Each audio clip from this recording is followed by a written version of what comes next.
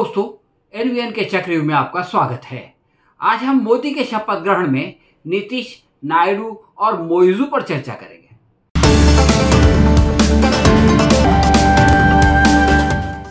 दोस्तों, शादी एक खुशी का मौका होता है, मगर दुल्हन आंसू बहाती है और दूल्हा मुस्कुराता नजर आता है, क्योंकि वो अपनी सुंदर दुल्हन के साथ नई जिंदगी के सपने सजा रहा होता है। नेताओं की दुल्हन सत्ता होती है, वो उसके लिए जीते और मरते हैं और विवाह के वक्त कामयाबी का जश्न मनाते हैं।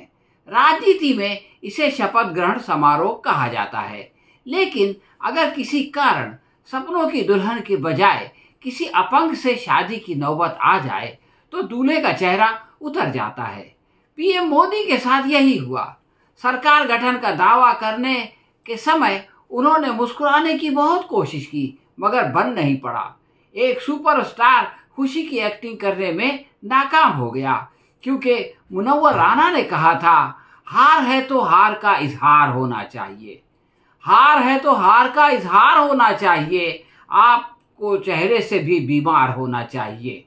मोदी के ख्वाबों की मलका अपने मैके से 370 बाराती लाने वाली थी और दूसरे मित्रों के साथ उनकी संख्या 400 पार हो जाने वाली थी, मगर ऐसा नहीं हुआ, बल्कि दुल्हन के मैके से सिर्फ 240 बाराती आए और वो भी दुखी होने के बजाय खुश हैं, क्योंकि मोदी और शाह ने पिछले 10 सालों में उन्हें बहुत जलील और रुस्वा किया है, बहुत अपमानित किया। वो जानते हैं कि अगर इस बार उनकी संख्या 400 पार हो जाती तो ये दोनों उन्हें तड़ी पार करके अंडमान निकोबार भेज देते। मोदी और शाह की मनमानी आसमान से बातें करती, मोदी को हटाना असंभव हो जाता और वो जब तक चाहते सरकारी खर्च पर ऐश करते और थक जाते तो फिर शाह जी को अपनी जगह विराजमान कर देते। इस बीच अंबानी और अडानी को तो कमाने का खूब अवसर मिलता, मगर कमलधारियों को एक नहीं सुनी जाती।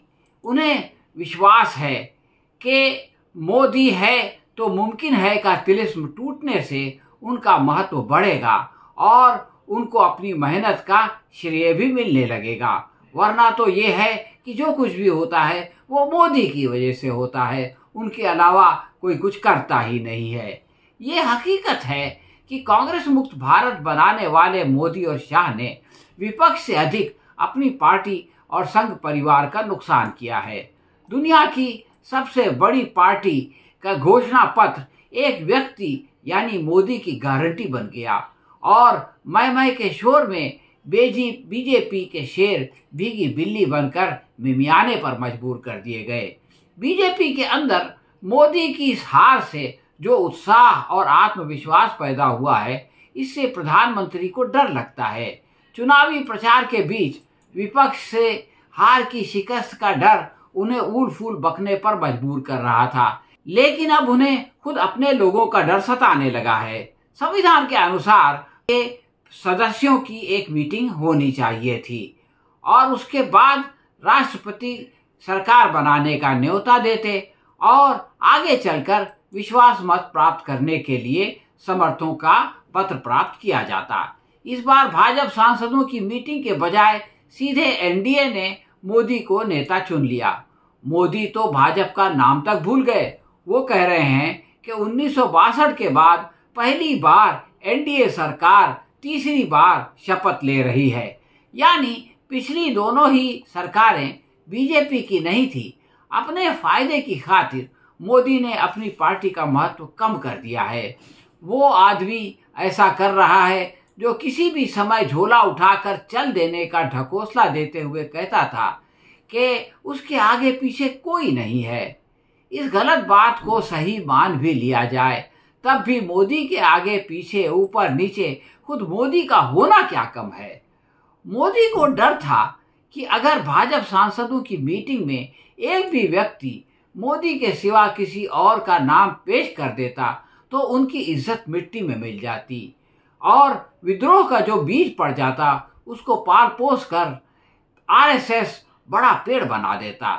डॉक्टर सुब्रमण्यम स्वामी ने इस संवैधानिक त्रुटि पर कहा कि जनता ने मोदी को रिजेक्ट कर दिया है, इसलिए उन्हें पार्टी के नेतृत्व करने का या पीएम बनने का अधिकार नहीं है, लेकिन कुर्सी की लालसा से वो मजबूर हैं, वरना अपनी पसंद के व्यक्ति को सत्ता सौंपकर त्याग का पाखंड कर सकते थे।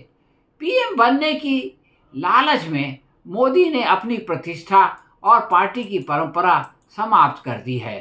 शपथ ग्रहण यानी 7 फेरों से पहले चूंकि 276 बारातियों की उपस्थित होना आवश्यक है, इसलिए जेडीयू ने अग्निवीर और यूसीसी का विरोध पहले ही शुरू कर दिया। तेलुगु देशम ने भी यूसीसी और मुस्लिम रिजर्वेशन पर भाजपा का विरोध किया। मोदी ने अपने जीते जी ये नहीं होने देने का प्रण किया था, मगर तेलुगु देशम ये कह रही है कि मुसलमानों को चिंता करने की कोई ज़रूरत नहीं, उनके रिजर्वेशन को कोई हाथ नहीं लगा सकता। शादी से पहले ही अगर किसी दूल्हे को ऐसी जली कटी सुननी पड़े तो वो समझ जाता है कि आगे घर संसार कैसे चलेगा। इसीलिए बीजेपी के बारातियों की पलकें गीली हैं और दूल्हे मोदी का चेहरा लटका हुआ है। बशीर बदर ने कहा था, शबनम के आंसू कमल पर ये तो वही किस्सा हुआ, शबनम के आंसू कमल पर ये तो वही किस्सा हुआ, आंखें मेरी भीगी हुई, चेहरा तेरा उतरा हुआ। नीतीश कुमार और चंद्रबाबू नायडू सत्ता के घमंड में मोदी और शाह से बदला ले रहे हैं। पिछले साल जनवरी में जब नीतीश कुमार ने कहा था कि मर जाना कबूल है मगर भाजपा के साथ जाना कबूल नहीं है, तो अमित शाह बोले थे, मैं ये बात स्पष्ट कर देना चाहता हूं कि नीतीश कुमार के लिए एनडीए के दरवाजे हमेशा के लिए बंद हो चुके हैं। अब दोनों पक्ष थूक कर चाट चुके हैं। 2004 में अपनी हार के बाद चंद्रबाबू नायडू ने कहा था 1999 में सारे मुसलमानों ने उन्हें वोट दिया था, मगर 2002 गुजरात दंगों के वक्त एनडीए में रहने के कारण वो 2004 का इलेक्शन हार गए। 2019 में भी उन्होंने कहा था कि 2002 गुजरात दंगों के बाद उन्होंने सबसे पहले मोदी को से इस्तीफा मांगा था। इसके बाद कई देशों ने उनके अपने देश में आने पर प्रतिबंध लगा दिया। पीएम बनने के बाद वो फिर से अल्पसंख्यकों पर हमला करने की कोशिश कर रहे हैं। चंद्रबाबू नायडू ने मोदी को कट्टर आतंकवादी भी कहा था। मोदी ने नायडू के जवाब में उन पर संधि साधु और अपने ससुर के पीठ में छोरा घोंपने का भी इल्जाम लगाया था। ऐसे लोग अगर किसी रिश्ते में बनते हैं तो वो खुश कैसे रह सकते हैं। मोदी के शपथ ग्रहण समारोह में 7 में से 3 विदेशी मेहमान मुसलमान हैं। इनमें मालदीव के मोहम्मद मोइजू भी शामिल हैं। वही मोइजू जिन्होंने अपने मुल्क से हिंदुस्तानी सैनिकों को निकाल बाहर किया था। मालदीव जाने से पर्यटकों को रोकने के लिए मोदी जी ने लक्षद्वीप के समुद्र में डुबकी भी लगाई थी। इसके बाद भक्तों ने मालदीव के बाइकआउट की मुहिम चलाई और मुसलमानों के खिलाफ खूब नफरत फैलाया।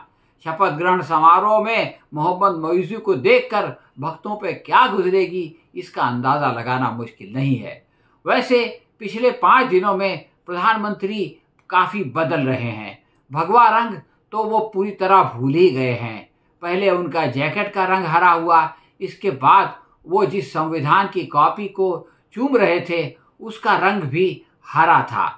उनके चेहरे पर कई रंग आ जा रहे हैं।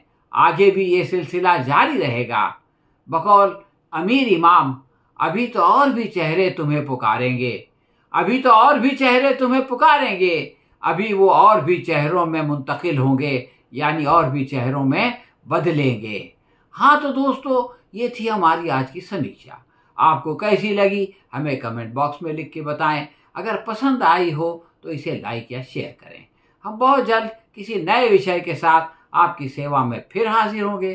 तब तक के लिए आज्ञा दीजिए। धन्यवाद।